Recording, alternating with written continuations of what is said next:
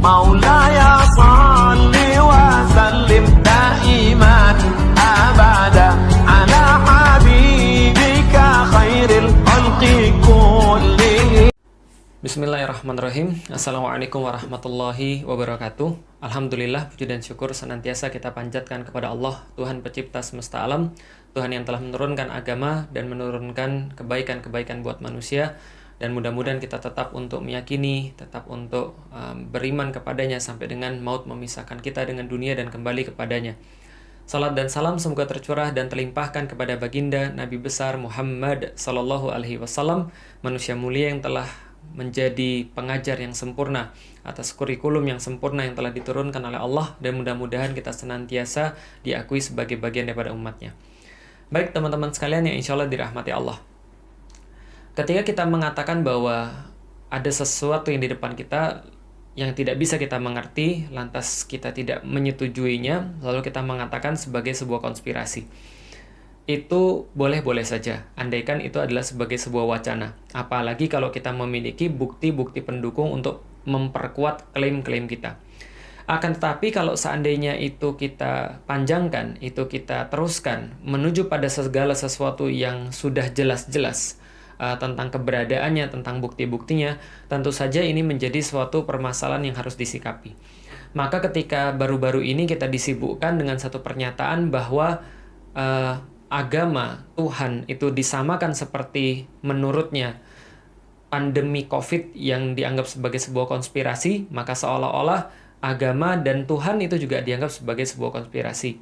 Maka tentu menjadi sebuah kewajiban bagi saya secara pribadi untuk menjelaskan ini. Bukan untuk orang yang memulai perdebatan, karena mungkin orang-orang seperti ini agak sulit untuk bisa menerima sesuatu yang selain yang dia pahami atau menolak apapun yang dia pahami, tapi kita menjelaskan ini untuk orang-orang yang lain, untuk orang-orang yang mungkin rawan terpapar dengan pemikiran-pemikiran tanpa tahu ada pembanding-pembanding yang seharusnya.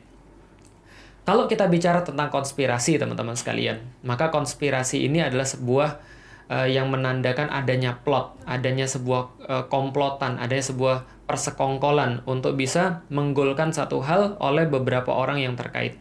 Jadi seolah-olah ya bisa disebut dengan makar untuk menggolkan satu hal.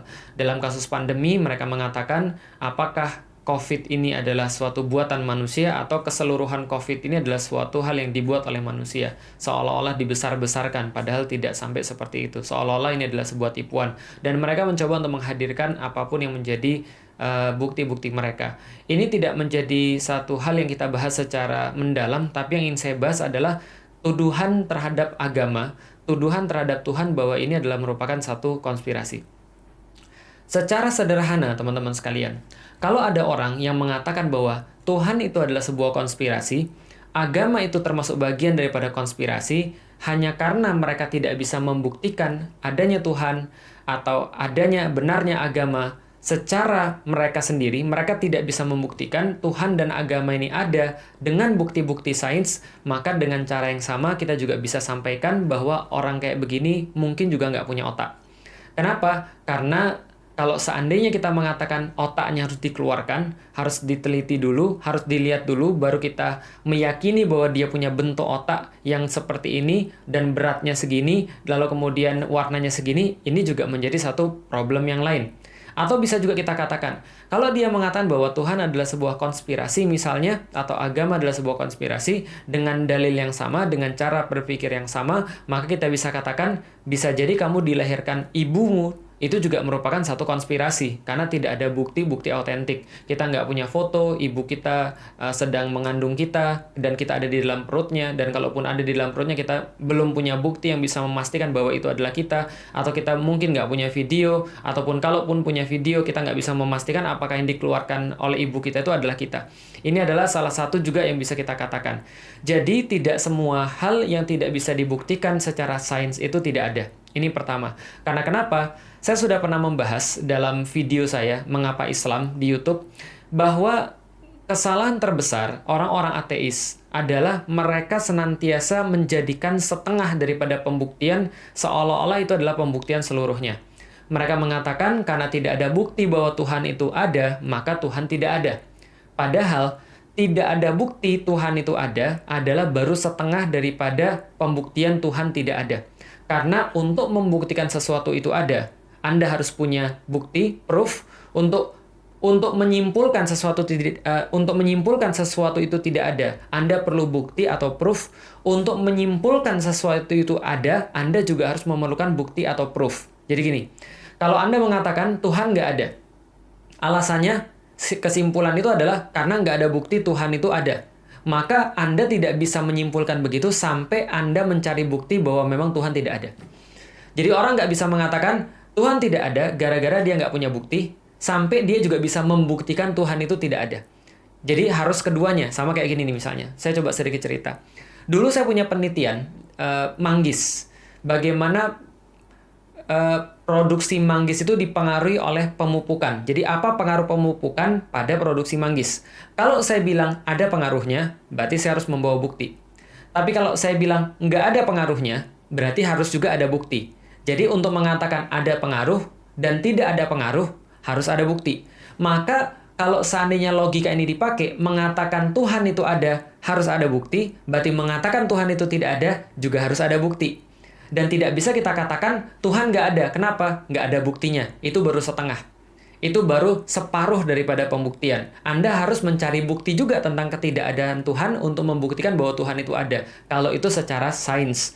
Tapi permasalahannya adalah tidak semua metode sains itu bisa digunakan untuk membuktikan sesuatu.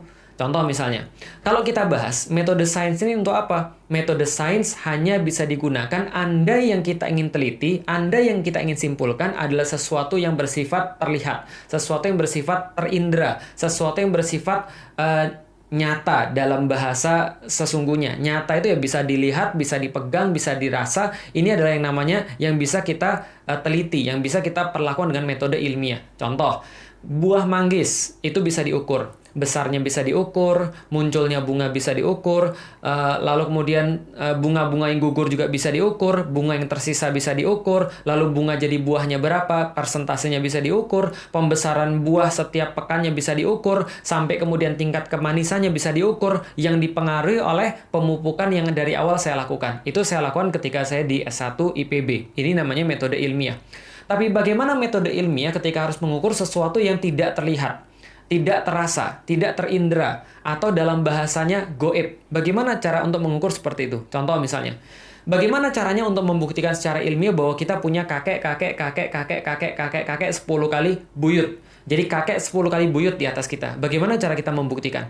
Kita nggak punya data-data. Kita nggak punya bukti-bukti yang terindra. Kita nggak bisa menghitungnya dengan angka-angka. Kita bahkan nggak punya foto satupun. Atau bahkan kita nggak punya peninggalannya seperti apa. Atau bahkan kita nggak tahu siapa namanya atau bagaimana bentuk wajahnya. Bagaimana kita bisa membuktikan bahwa kita punya kakek 10 kali buyut? Maka di situ metode ilmiah mentok. Maka di situ metode saintik itu mentok.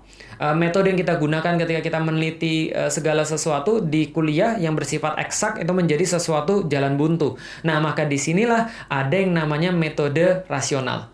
Apa itu metode rasional? Metode rasional adalah satu metode yang digunakan untuk mencapai pada satu fakta atau satu kebenaran dengan apapun yang bisa ditunjukkan dengan sesuatu yang terindra. Jadi gini, kita bangun pagi, lalu kemudian kita melihat seluruh jalan basah. Maka dari jalan yang basah itu terindra oleh mata kita sudah bisa melihat basah, dan kita melihat keseluruhan kompleks kita basah, sampai luar-luarnya basah, maka kesimpulan kita, walaupun kita nggak pernah melihat, walaupun kita nggak punya rekamannya, walaupun kita nggak pernah tahu seperti apa, berarti malam tadi hujan, kemungkinan besar. Kemungkinan besar malam tadi hujan. Bisa nggak ada teori konspirasi yang mengatakan bahwa ada yang nyiremin?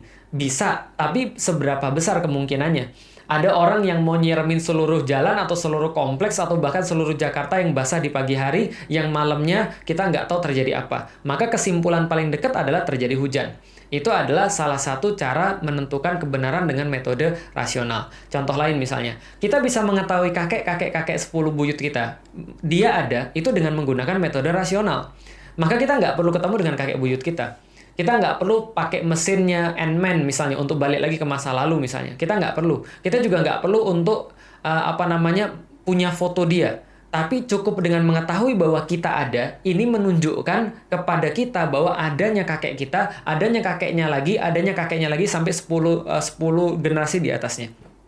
Artinya, kita bisa mengetahui sesuatu dari apa yang kita indera. Yang kita indera itu menunjukkan pada satu fakta yang lain.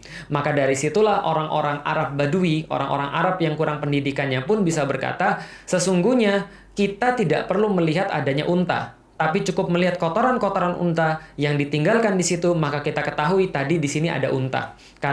Karena tidak mungkin kotoran unta itu ada di situ dengan sendirinya. Berdasarkan cara berpikir yang sama, maka para ilmuwan-ilmuwan pada waktu itu para ilmuwan ketika membahas tentang kosmologi, ketika membahas tentang alam semesta dan sebagainya, mereka juga dapat kesimpulan yang hampir-hampir sama, yaitu adalah tidak mungkin bahwa alam semesta ini tercipta secara kebetulan ketika kita melihat kerumitan-kerumitan yang ada. Jangankan alam semesta, ngelihat manusia aja rumitnya minta ampun.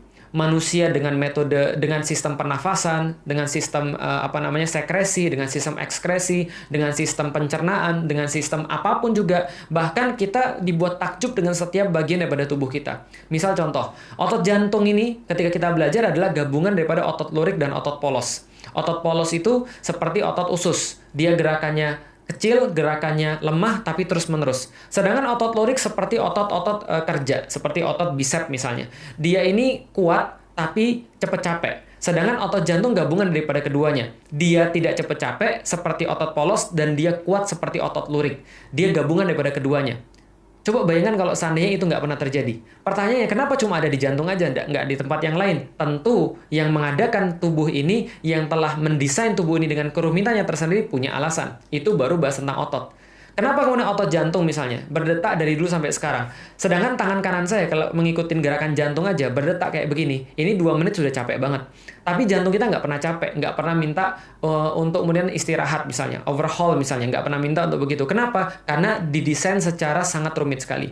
Kalau kita membahas tentang alam semesta, lebih tinggi lagi. Kenapa? Karena kalau kita membahas tentang alam semesta, maka seorang profesor misalnya mengatakan bahwa kemungkinan alam semesta ini terjadi secara kebetulan itu adalah 1/10 pangkat 10 pangkat 1, 2, 3.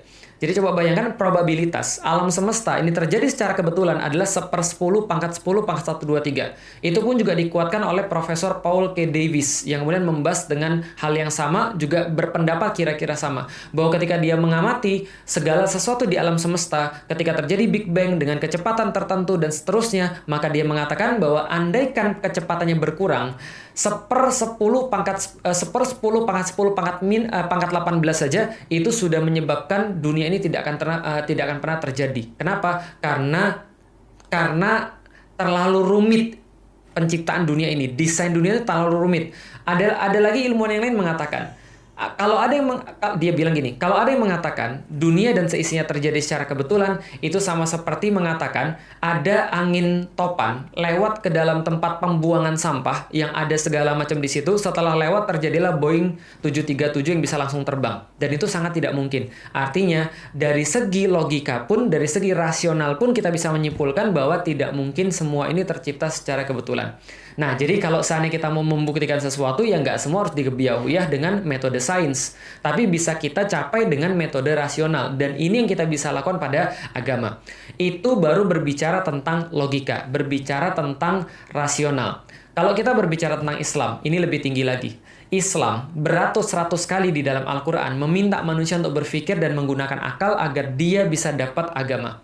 Sebaliknya, Islam mengkritik, bahkan mengatakan bahwa penghuni-penghuni neraka itu adalah orang-orang yang nggak pakai akalnya. Atau orang-orang yang mengira dia pakai akalnya.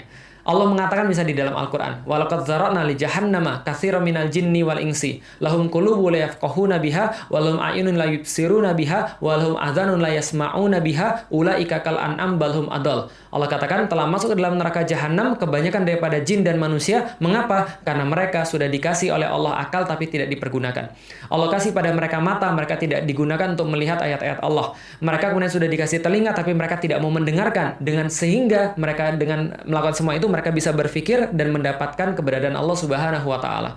Di dalam Al-Qur'an lagi dalam surat Al-Mulk misalnya, Allah sampaikan, "Lau kunna nasma' au na'qil, ma kunna fi ashabis sa'ir." Ini adalah ucapan penduduk neraka Sa'ir. Mereka mengatakan, andaikan dulu kami pakai telinga kami untuk mendengarkan ayat-ayat Allah, lalu kami pakai akal kami untuk berpikir tentang ayat-ayat Allah, maka kami tidak akan pernah masuk dalam neraka Sa'ir. Kenapa? Karena mereka akan menyadari keberadaan Allah yang itu sudah sangat jelas.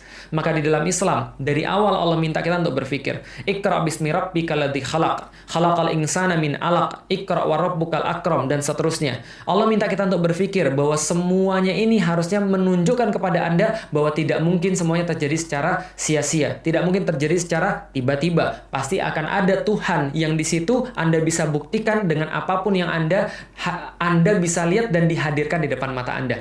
Ini harusnya bisa terjadi. Dan Islam senantiasa dari awal menggugah pemikiran manusia dengan tadi menghadirkan ratusan ayat untuk kita berpikir. Coba kalian perhatikan tanaman-tanaman, apakah dia tumbuh dengan sendirinya atau ada yang menanamnya? Kalau seandainya tanaman harus ada yang menanamnya. Kalian pikir kalau kalian siapa yang kemudian menanamnya dalam tanda kutip? Anda lihat coba air, Anda lihat coba api, Anda lihat coba langit, Anda lihat coba kayu, Anda lihat coba pohon, Anda lihat gunung, dan semua kita diarahkan. Anda coba lihat fenomena kematian, Anda coba lihat fenomena kelahiran, fenomena orang hamil, fenomena anak-anak yang beranjak dewasa, fenomena daun yang menguning lalu kemudian tertiup angin dan seterusnya. Itu semua mengajak kita untuk berpikir, untuk mendapatkan apa? Untuk mendapatkan keimanan dengan cara berpikir, dengan cara mencari bukti. Tapi permasalahannya adalah ada orang-orang yang sebenarnya dia sudah halfway to Islam. Tapi kadang-kadang kemalasan dia itu membuat dia untuk mentok berpikir sampai setengah doang. Karena kalau berpikirnya sampai setengah, maka dia cuma sampai setengah syahadat. Maka syahadat itu harusnya penuh. Ketika dia berpikir penuh, maka syahadatnya la ilaha illallah. Tapi kalau mikirnya cuma setengah, terus gara-gara dia males, dia cuma mikirnya setengah, jadinya la ilah, tidak ada Tuhan. Tuhan cuma rekaan saja. Tuhan cuma dongeng saja. Dan ini bukan sesuatu yang pertama. Ini bukan sesuatu yang baru-baru ini terjadi. Ini juga sudah terjadi dari zaman dulu kala. Maka dulu orang-orang Arab yang meragukan tentang Allah Subhanahu wa taala, meragukan tentang apapun yang menjadi bagian daripada agama, mereka bilang, "Emang iya Tuhan itu ada? Emang iya Tuhan akan membangkitkan manusia? Coba gimana caranya? Orang sudah tulang belulang semua, sampai yang paling kecil, bangkitnya gimana? Orang tulang belulang itu bukan cuma 1-2, tapi kita sampai bapak-bapak kita, sampai buyut-buyut kita, emang semua akan dibangkitkan. Emang semua tulang-tulangnya akan disusun lagi. Emang gimana caranya? Orang sudah nggak ada lagi, trace-nya sudah nggak ada, semua sudah jadi debu. Emang benar akan ada azab? Kalau ada azab, coba dong teorinya, coba dong bukti sainsnya seperti apa? Coba datengin sekarang juga kalau ada. Coba seperti apa sih kami pengen tahu azab Tuhan tuh kayak apa? Atau seperti apa malaikat-malaikat? Ada nggak bukti sainsnya? Cowok atau cewek? Malaikat itu laki-laki atau perempuan? Atau seperti apa sih kekuatan-kekuatan Tuhan itu? Bisa nggak engkau ubahkan kepada kami Muhammad agar gunung ini menjadi emas? Dan seterusnya. Senantiasa akan ada orang-orang seperti ini. Dan tujuan saya bukan mereka. Tujuan saya adalah mereka yang masih mau untuk berpikir dan menggunakan akal. Islam mengundang Anda semuanya. Allah berkata di dalam Al-Quran, "Hatu burhanakum." Datangkan bukti-bukti kalian ketika Anda meragukan Islam. Dan Islam pasti akan menjadi satu agama yang memuaskan mereka yang mau berpikir dan mencari segala sesuatu untuk mendapatkan ketenangan di dalam hati. Kenapa? Karena Islam adalah jawaban bagi mereka yang jujur dengan pemikirannya. Dan mereka yang mau mengakui rasa dengan jujur itu. Lalu kemudian mereka yang cocok dengan fitrah manusia. Wallahualam bishawab, teman-teman sekalian. Ini adalah yang perlu kita sampaikan. Mudah-mudahan teman-teman tercerahkan. Assalamualaikum warahmatullahi wabarakatuh.